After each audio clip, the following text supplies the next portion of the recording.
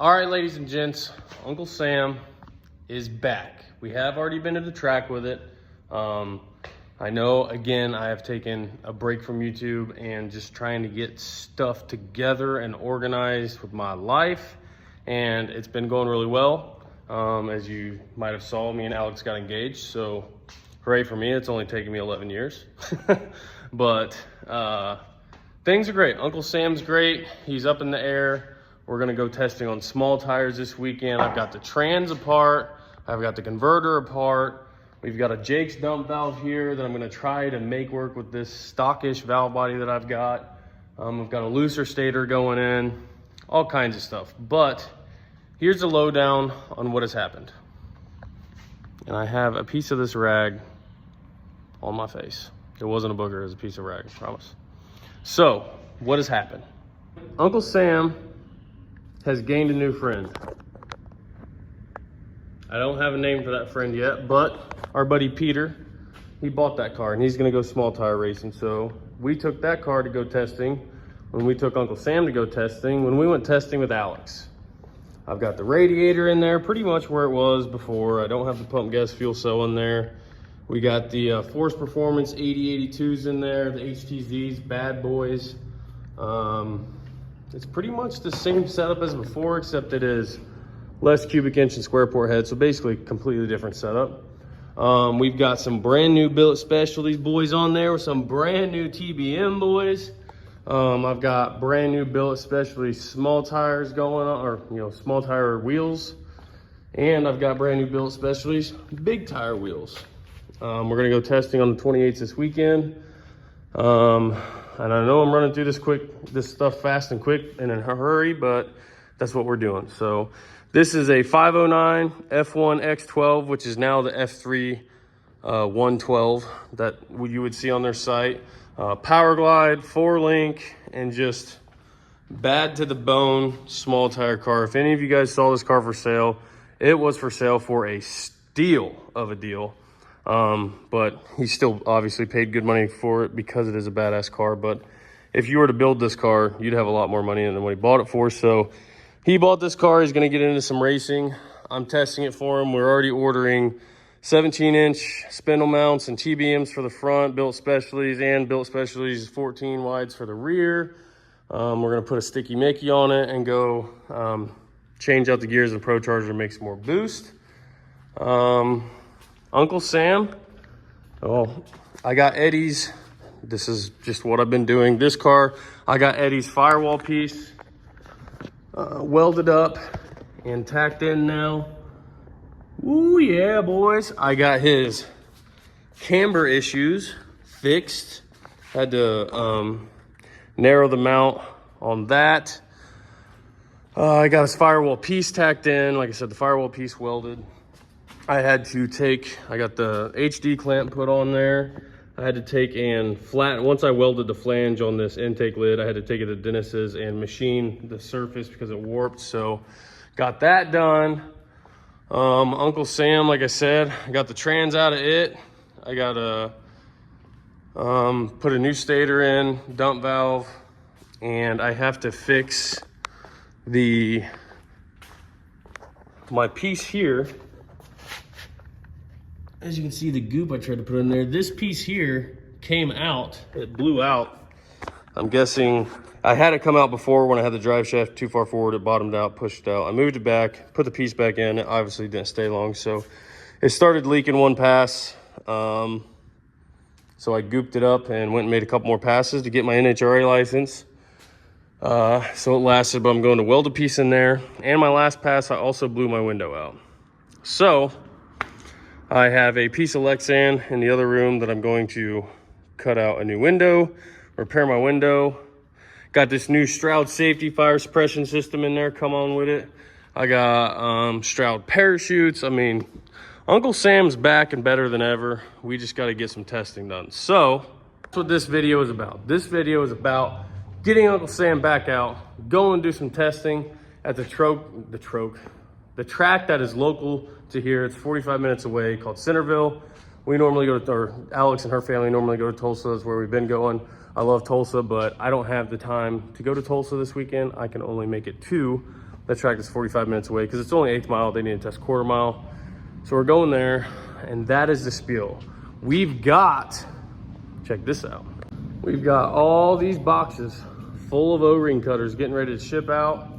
Karina, my new employee, has this place looking spiffy over here. Just all of it just organized to the max. She got all the pallets cleaned over there.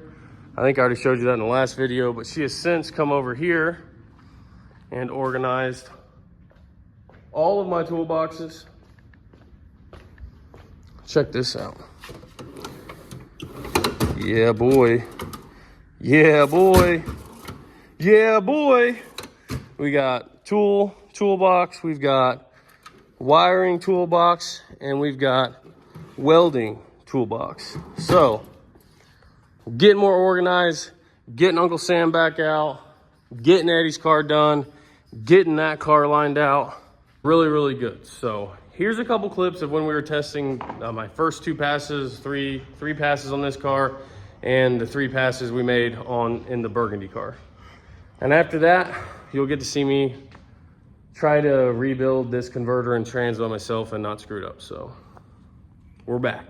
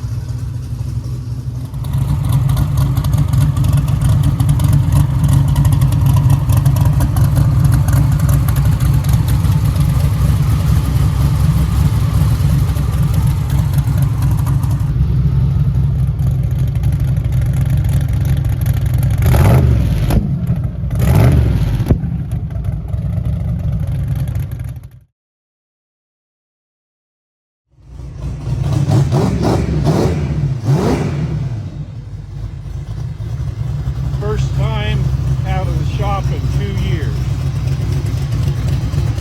Test drive. Awesome. Looks good. Yeah, buddy.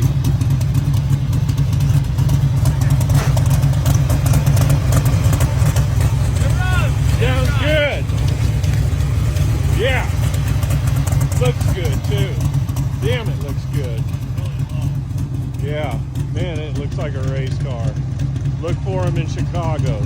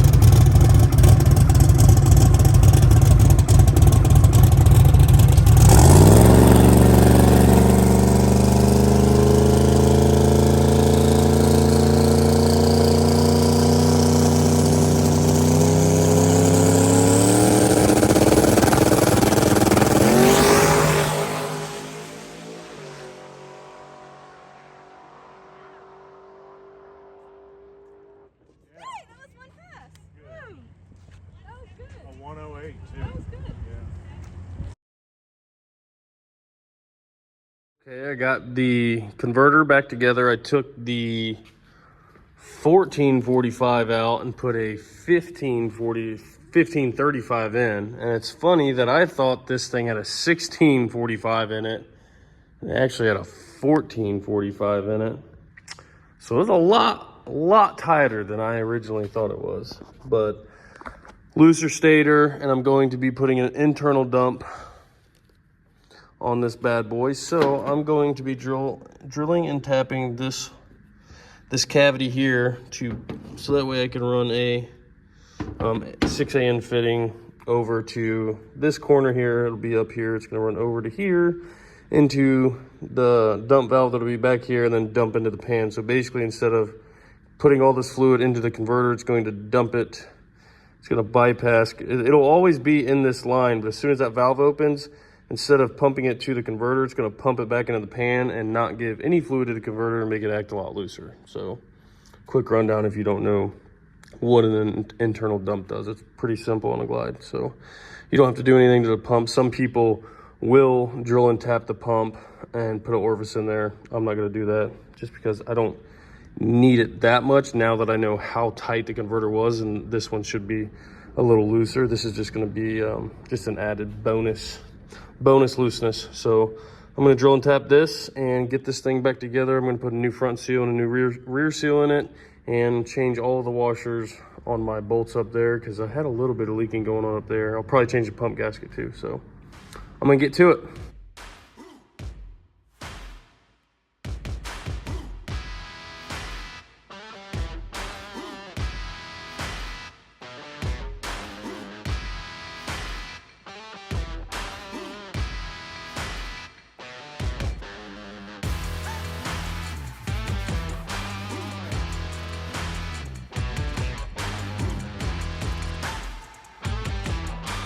The dump is successfully installed. Now I know what you're thinking, it's zip tied, but I'm gonna make sure that this clears my trans tunnel before I make a mount for this thing. But I've got these pre-made lines from, I think they're from All-Star or Fragola actually. They're like 30 or 40 bucks, but by the time you buy the PTF line and the PTFE fittings, you spend more in making lines than you do just buying the pre-made ones. So that fitting that I put on the dump valve, now the fitting that I put on the valve body goes out, comes up to here, and then when this opens, it dumps that charge pressure back into the transmission pan instead of shooting it up to the converter. So it's gonna make that bad boy act a lot looser. You can tell that thing's been pretty hot before. But either way, internal dump, looser stator, this thing should be way better off. So now it is time to get I bought some Viking shocks, trick chassis for the win. Got me set up with some Viking shocks, so I'm gonna take my old shocks there off, get my new shocks on, so that way they're a longer travel and different valve for small tires, because these were great for big tires. I've never even actually adjusted them, but I'm gonna need a little more adjustment for the small tires. So I'm gonna get those bad boys put on here.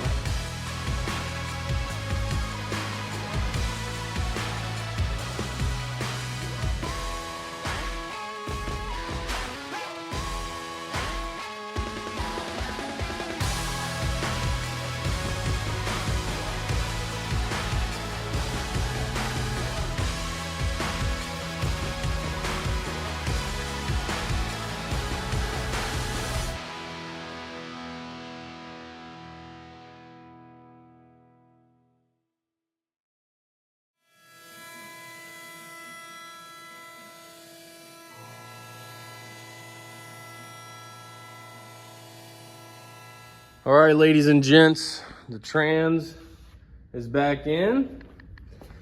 I got my wheel spacers machined and they're on. And also got the Viking shocks put on and some 95-pound springs. And the tires are getting ready to go on. I'm just gonna put a little anti-seasoned. This is pipe dope. But I'm gonna put some of this stuff that I'll end up getting everywhere on my threads, put the wheels on, and then it's down to packing chutes, making window, and loading up. So We're on the home stretch, come on.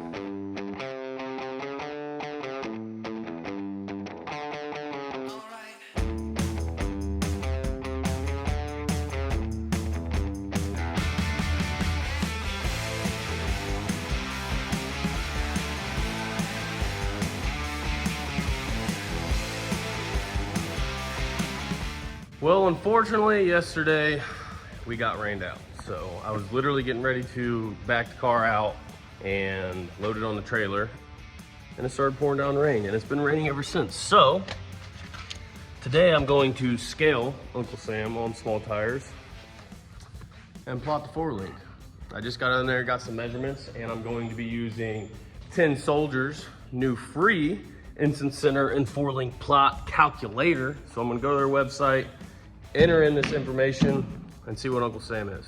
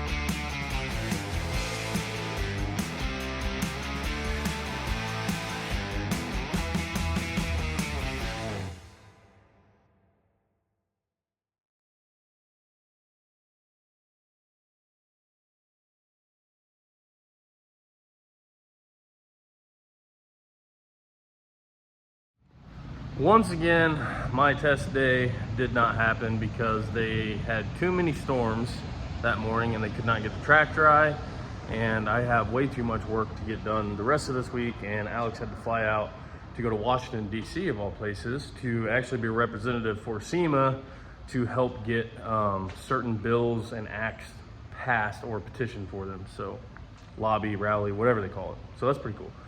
But either way, I'm here. The day is, excuse me, it's 5 o'clock. Worked on customer stuff all day. Me and Karina worked on getting other stuff shipped out also. So I'm back on Uncle Sam. I got the front end off, got it taped up so I can mark where I'm gonna cut for headlights and holes. And I'm also getting the street side fuel system mounted and doing what I did. I did this on Mountain Dew, and I'm also gonna do this here. I'm only using one because that's all I got. I put the other one on Johnny, but I'm going to put an injector in my charge pipe facing the turbo. I got this idea from my buddy Muff. Facing the turbo so that way it kind of atomizes the fuel as it goes by and helps cool the intake charge really good. So I really think this is necessary for quarter-mile racing, but Muff uses it for 8th mile and still thinks that it's actually very effective. So I'm gonna put this in the charge pipe, work on that fuel system, and work on getting my headlights and turn signals wired up. Now, that's a lot of work, and it is already Wednesday. Testing is Friday night, so I've got tonight and tomorrow night to get ready to go testing again on 28s. I got the Instant Center figured out. It's literally right at 100% anti-squat. It's on a Hoosier. I'd like to be on a stiff sidewall Nickky, but I have the new tires that I still have not yet tested because of life happens, and I don't want to use those up just for my own benefit. I actually want to do testing on those and give Mickey Thompson what they asked me to do. So not going to be using those, but I'd actually like to get one of their old stiff sidewalls because I know those work, and this track I know is going to be pretty good, and I think that they're going to do a light prep at the King of the South. So I want my car to be set up to run on something that's not no prep. But again, I just have nowhere to even guess where to start, and I really want to go there and be competitive because I don't have the time or the money to go there if I'm just going to be a duck. Obviously, I know racing is racing. You can go out any round at any moment, but I at least want to feel like I have some sort of a chance before I head all that way. So I'm gonna do as much testing as I can, put as much effort as I can, and give it all I've got.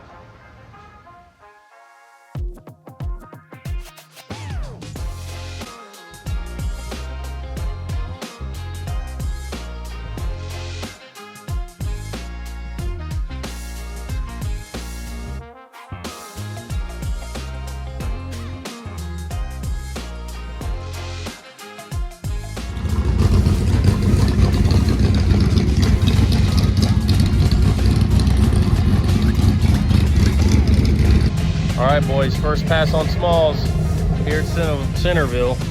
We'll see how she does. I got no idea where to even start.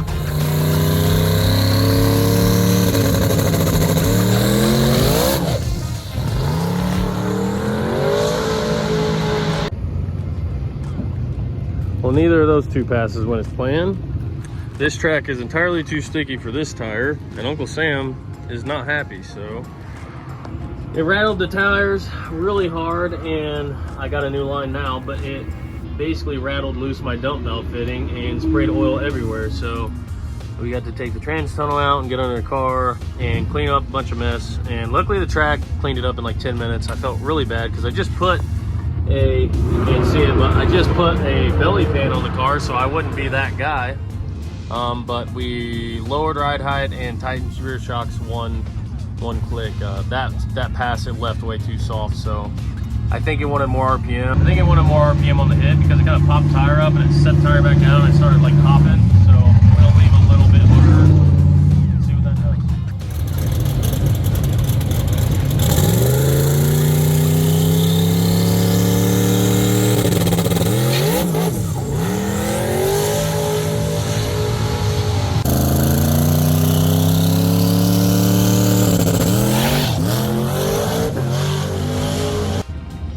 Well, boys, our last and final pass did not go how we planned.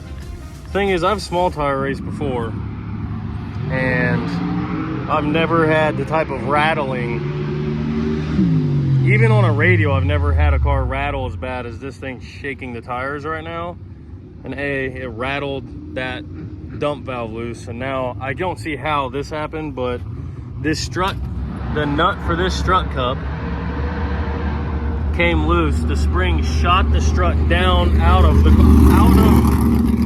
strut cup at probably 140, and basically I just about was probably an inch from the wall. I thought Uncle Sam was eating wall again, but looks like it's only some minor damage from this basically riding the ground and guess getting a new spring. So Uncle Sam lives to die another day, and thank God I didn't hit the wall again. Did you get a good video of it? Yeah. You probably went wild when you saw what was happening. Oh man, that was wild. No, I made a video from the start, and then I was watching it going towards the wall, and then the lady in the tower said, "I think he's in the wall." I said, "Damn, not again." Not again. It's all right. We'll get it figured out. All right, I got the car unloaded and I'm assessing the damage. The front end actually doesn't look bad. The fiberglass is not hurt that much. It's only cracked in one spot under the downpipe where it was basically riding on. So other than that, the front end's good, as in like the front fiberglass front end. But I've got some bad news otherwise. As I was pulling everything down and looking at stuff, I started twisting this knob. I'm like, you know, where's the adjustment at? And it just never stopped spinning. Well, realized that you could pull this out, which is bad because I just talked to Jeff Thomas from TRS, and he says this shaft goes all the way down through the piston and there's a roll pin in there. So if you can pull it out, that means that roll pin is broke.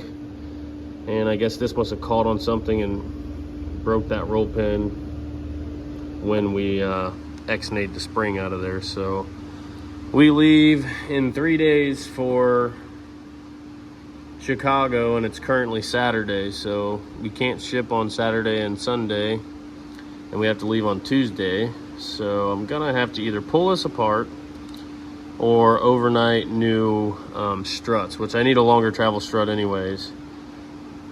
But getting the strut Tuesday when we're supposed to leave is not really an option unless I change it while we're there. I don't know. So what I'm gonna do is what I always do, and it's where necessity is the mother of invention. I'm not gonna invent anything, but I need this shock to work, so I'm gonna pull it down myself, and I guess see if I can either fix it or screw it up worse than it already is, because it's already got to be rebuilt. So I'm gonna take it apart.